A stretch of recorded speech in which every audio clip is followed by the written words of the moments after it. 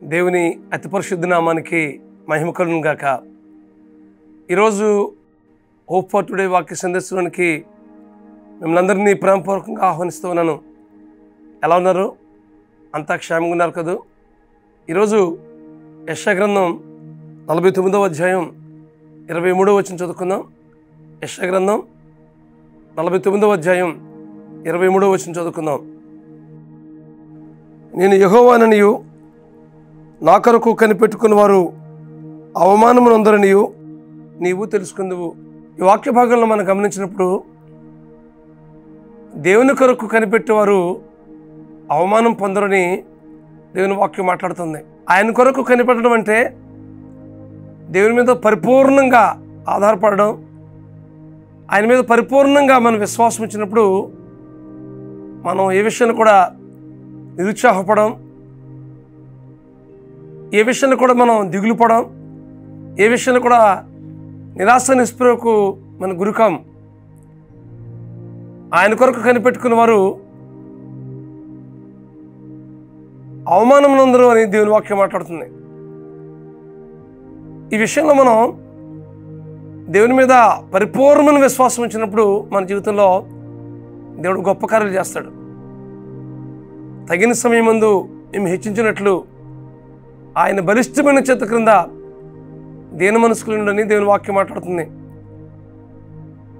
దేవుని మీద పరిపూర్ణమైన విశ్వాసం ఉంచి ఆయన మీద ఆధారపడి మనం దేనికోసమైతే కనిపెడుతున్నామో, ఏది పొందుకోవాలని మనం ఆశపడుతున్నామో, వేటి కోసమైతే మనం నిరీక్షిస్తున్నామో వాటి కోసం మనం ప్రార్థనాపూర్వకంగా మనం కనిపెట్టి ఎదురు చూస్తున్నప్పుడు తగిన సమయంలో తప్పకుండా దేవుడు దయచేస్తాడు.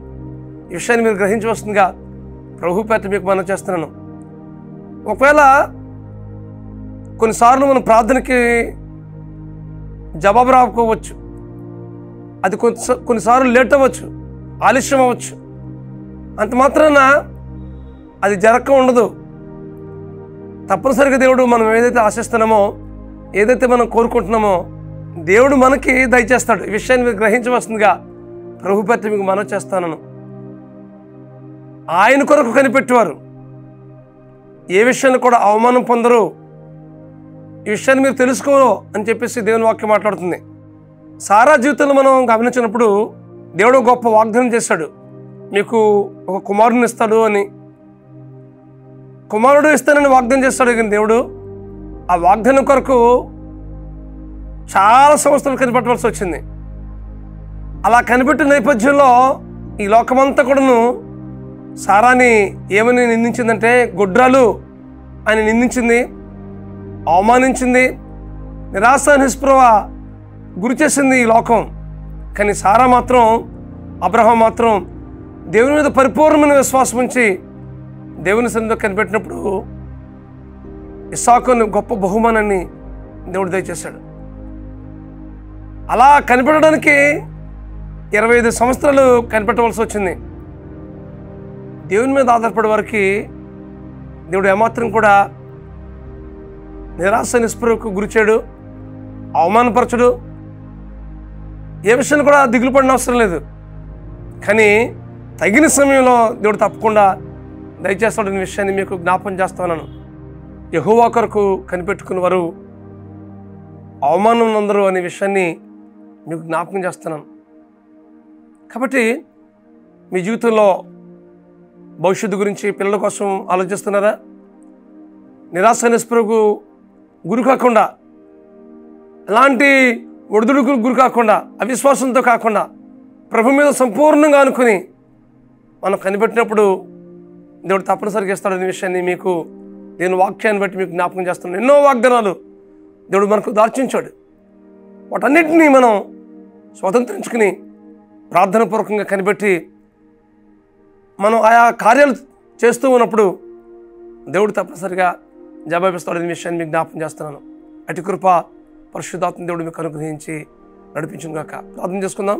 ప్రేమగల మా తండ్రి, పరిశుద్ధుడైన ప్రభువా, యెహోవా కొరకు కనిపెట్టుకున్న వారు అవమానం ఉందరని మీ వాక్యం ద్వారా మమ్మల్ని ధైర్యపరిచేందుకే మీకు స్తోత్రం చెల్లిస్తున్నాం ప్రభువా. ఇదిగో ప్రభువా, పరిపూర్ణంగా మీ మీద ఆధారపడి మేము చేయవలసిన కార్యం మేము చేస్తూ ఇదిగో ప్రభువా, మీరు ఏ సమయంలో అయితే ఆ ప్రార్థనకు జవాబిస్తున్నారో వాటి కొరకు నిరీక్షణతో మేము కనిపెట్టినప్పుడు ప్రభువా తప్పనిసరిగా ఇస్తామని ఏదైనా మీరు మాతో వాగ్దానం చేస్తారు ప్రభువా.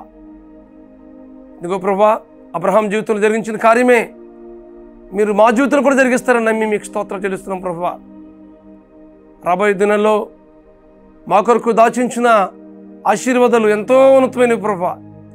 వాటన్నింటినీ మా జీవితంలో జరిగించి మీరు మహిమ పొందవలసిందిగా ప్రార్థిస్తున్నాం ప్రభువా. తగిన సమయం ముందు మేము హెచ్చించినట్లు ఆయన బలిష్టమైన చేతి క్రింద దేని మనసుకుండని మీ వాక్యం సెలవిస్తుండగా ప్రభువా. ఇదిగో ప్రభువా, మీరు ఇవ్వబోతున్న బహుమానం వైపు, ఇస్తున్న ఆశీర్వాదం వైపు మేము విశ్వాసంతో కనిపెట్టి తద్వారా మేము పొందుకునే ప్రభువా ఆమె అంతటా మీ నామానికి మహింపరచగలిగే జీవితాలు మాకు అనుగ్రహించి నడిపించమని ప్రార్థిస్తూ మీ కృపగల హస్తానికి అప్పగించుకుంటూ మా ప్రభువును మా రక్షకుడునైనా యేసుక్రీస్తు నామములో ప్రార్థన చేయుచున్నాం తండ్రి. ఆమేన్, ఆమేన్, ఆమేన్.